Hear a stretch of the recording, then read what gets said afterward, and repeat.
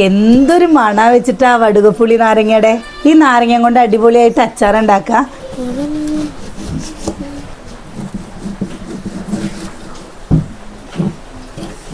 പച്ചമുളകും കൂടി ഇതിൻ്റെ കൂടെ അരിഞ്ഞ് ചേർക്കുന്നുണ്ട്. കുറച്ച് വെള്ളത്തിൽ മഞ്ഞൾപ്പൊടി ഒന്ന് തിളപ്പിച്ചെടുക്കട്ടെ. മുളക് പൊടി, കല്ലുപ്പ്, എണ്ണ ഒഴിച്ചു കൊടുത്തു. കായം, ഉലുവ, ഉലുവയൊന്ന് പൊടിച്ചെടുക്കട്ടെ.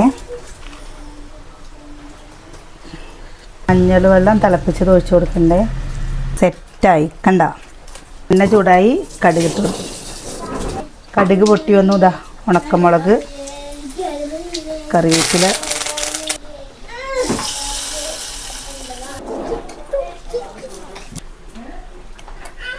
ഇതേപോലെ ഉണ്ടാക്കാത്തവരൊന്ന് ഉണ്ടാക്കി നോക്കൂ കേട്ടോ.